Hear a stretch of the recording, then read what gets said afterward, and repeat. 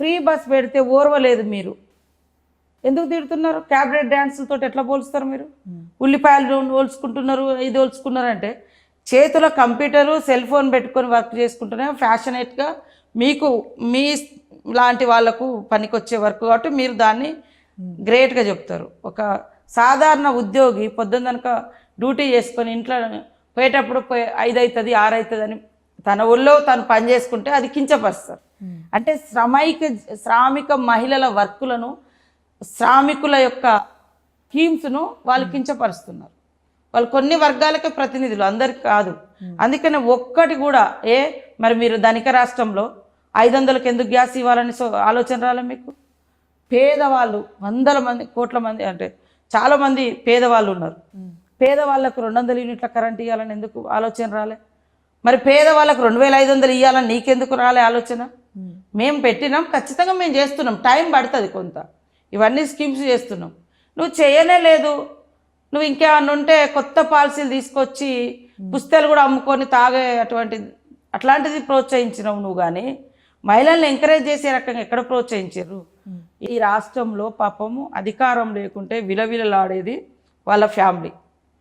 అందుకనే వాళ్ళు అంటారు 10 ఏళ్ళు స్వర్ణయుగం ఉండే. స్వర్ణయుగం ఉన్నాక నిన్నెందుకు ఓడిద్దురు? ఆమె కూడా ఓడిపోయింది కదా, గవర్నమెంట్ కూడా ఓడిపోయింది కదా. స్వర్ణయుగం ఎవరికైనా నడిచిందంటే కేసీఆర్ ఫ్యామిలీకి నడిచింది. దాంతో విలవిల్లాడుతున్నారు. మంచి వైభవాలు, వైడూరు అంతా ఒక రాజుల లైఫ్ వాళ్ళు అనుభవించారు. తెలంగాణ ఉద్యమం పేరుతోటి అధికారంలోకి వచ్చి ఉద్యమకారుల ఆకాంక్షలు నెరవేర్చలే. డిమాండ్స్ పరిగణలో తీసుకుంటారా? ఆమె చేయాల్సిన అవసరమే లేదు. మేము కొంత వెసులుబాటును బట్టి మేము చేసుకుంటూ వస్తాం. ఖచ్చితంగా మహిళలకు ఇచ్చిన అదే అంటున్నా, మేము ఎట్లా చేస్తాం కాబట్టి ఆ పోరాటం కూడా నా మూలంగానే వచ్చింది. ఎంత చిల్లర తయారయ్యారంటే వాళ్ళు ప్రతిదీ మేము ఏదైతే చేయబోతామో తెలుసుకుంటారు. దాని ముందు ఇక మేము ఇట్లా చేస్తాం. అరే ఒక్క 10 ఏళ్ళు, మేము 1 సంవత్సరంలో ఇన్ని కార్యక్రమాలు చేస్తున్నాం. 10 ఏళ్ళల్లో నీకు కనీస జ్ఞానం రాలే. మీకు ఒక్క రోజున మహిళల గురించి మాట్లాడినవా? ఒక్క రోజున మహిళా సంఘాలతో ఇంటరాక్ట్ అయ్యడం మీ నాన్న కానీ మీరు నువ్వు కానీ మీ కుటుంబం కానీ? ఇవాళ సీఎం రేవంత్ రెడ్డి గారు మహిళల మీటింగ్స్ ఏర్పాటు చేసి వాళ్ళని ఎంకరేజ్ చేస్తున్నాడు, వాళ్ళతో కలుస్తున్నాడు, మాట్లాడుతున్నాడు, అక్కడికి వెళ్తున్నాడు, భరోసా ఇస్తున్నాడు. మీరు ఏం చేయలేదు, రాజకీయ ప్రయోజనాల కోసం వాడుకున్నారు. అమ్మ కవితమ్మ, మీరు ఇలాంటి డిమాండ్స్ చేయాల్సిన అవసరం లేదు. మా గవర్నమెంట్ ఏవైతే కమిట్మెంట్స్ ఉన్నాయో అవన్నీ మేము చేసుకుంటూ వస్తాం.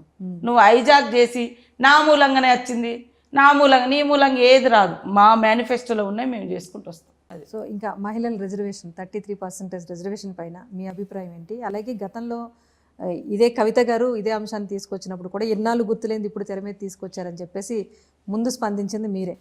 సో 33% రిజర్వేషన్ అనేది సాధ్యమేనా ఇప్పుడు? వాస్తవానికి మీకు తెలుసు, అక్కడ ఢిల్లీలో కొంత వాళ్ళకు అప్పుడు లింక్ ఉండే 33% బిల్ రాబోతుందని తెలిసి ఇక్కడ కొద్దిగా గొంతెత్తుకున్నారు.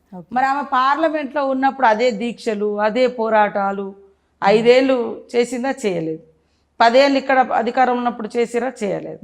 జస్ట్ అక్కడ పార్లమెంట్లోకి వచ్చే ముందు, ఆ లిక్కర్ కేసు వచ్చే ముందు ఇది ఎత్తుకున్నారు.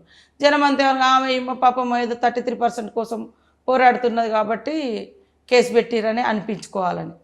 అట్లా వాళ్ళు కొన్ని ప్రజా సమస్యలను వాళ్ళ కేసులు వచ్చినప్పుడు, వాళ్ళ మీద ఆరోపణలు కేసెస్ వచ్చినప్పుడు నేను ఇగో దీనికోసం పోరాడుతున్నా కాబట్టి నా మీద ఈ కేసు పెట్టిరు అని చెప్పుకొని తెలంగాణ వాళ్ళ తప్పులన్నీ కూడా తెలంగాణ తప్పులుగా, వాళ్ళ నష్టాన్ని కూడా తెలంగాణకు నష్టంగా చేయడం వాళ్ళకు వెన్నుతో పెట్టిన విద్య. ఈ రాష్ట్రంలో అలా హైజాక్ చేయడంలో కానీ, అలా మాటలు చెప్పడంలో కానీ ఏ కుటుంబం ఎవరు లేరు.